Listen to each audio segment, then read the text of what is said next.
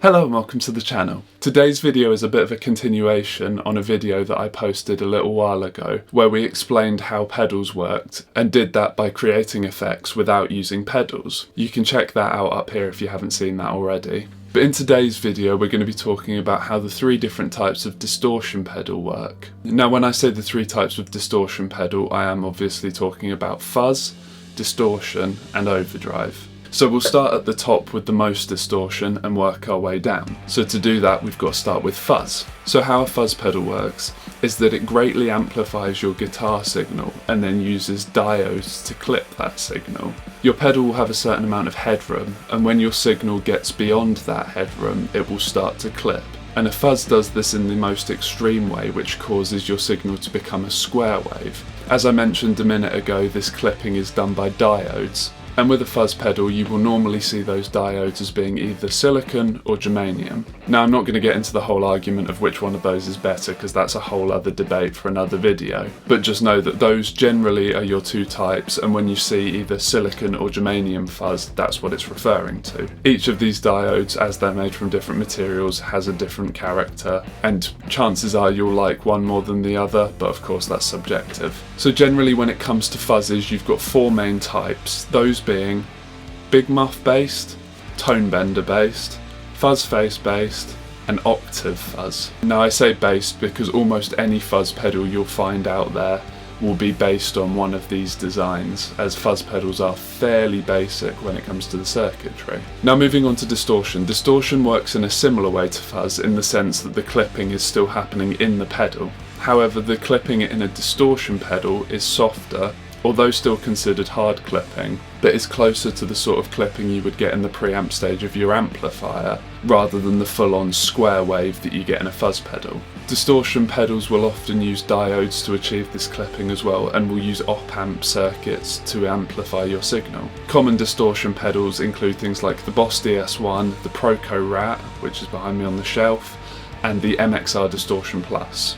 And moving on to the final one, you've got overdrive, which is probably the most different of the three. Although it's trying to achieve a similar goal, an overdrive pedal only uses soft clipping. What this means is that actually the signal coming out of an overdrive is a lot cleaner and is more like a clean boost really when compared to a distortion and a fuzz. You do still get a little bit of grit because there is some clipping going on, but it's nowhere near what you get from even a distortion, let alone a fuzz. So when you're hearing someone using an overdrive pedal to get really distorted tones, what they'll be doing there is actually pushing the preamp stage of their amplifier, and the majority of the clipping or distortion that you're actually hearing will be coming from the preamp stage of the amp rather than the pedal itself. Because of this, especially when you are talking of more distorted tones using overdrives, they depend a lot more on the amp, or maybe I shouldn't say depend upon, but you get a lot more of the amp character in the distortion than you do with a fuzz or a distortion. Common overdrives include the Tube Screamer,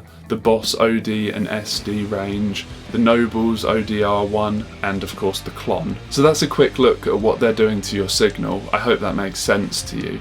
Now let's see if we can hear the difference. Okay, so I've got three pedals set up in front of me to try and demonstrate to you the three different types. I'm playing my Made in Japan 60s Tele Custom, and I'm playing that through each of the pedals and into a Vox AC15, which on its own sounds like this.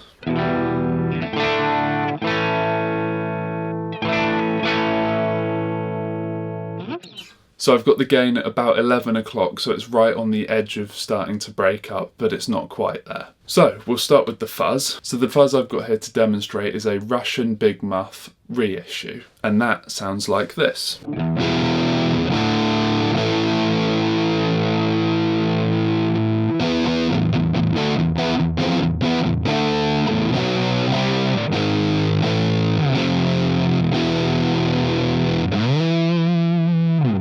So you can hear loads of distortion and you can hear that hard clipping.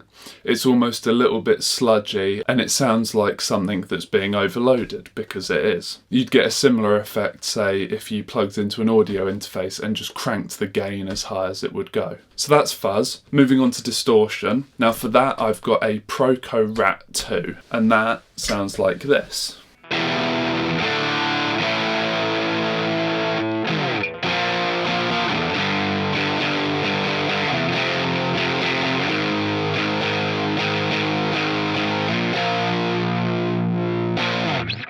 So hopefully there you can hear some similarity and some difference between that and the fuzz. You're still getting that sort of hard clipping, but because the clipping isn't as severe, it sounds a little bit more like an amp breaking up. Now that is with the distortion knob at 12 o'clock. If I crank it all the way to the top and then play a little bit more,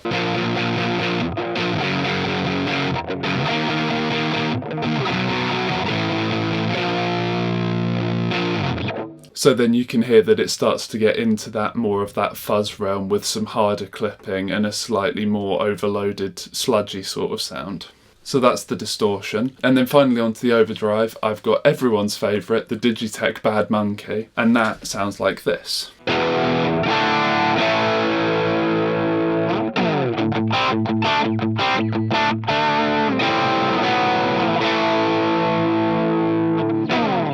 So that again is with the gain control at about 12 o'clock, and as you can hear it's the least distorted of all the pedals, and I think it also contains most of the amp character of the three pedals as well. Because as I said earlier, overdrives are a bit more of a clean boost, and actually most of what you're hearing distorting there will actually be the preamp of the AC15 rather than the pedal itself. If I bring the gain right down on the amp, you should be able to hear that.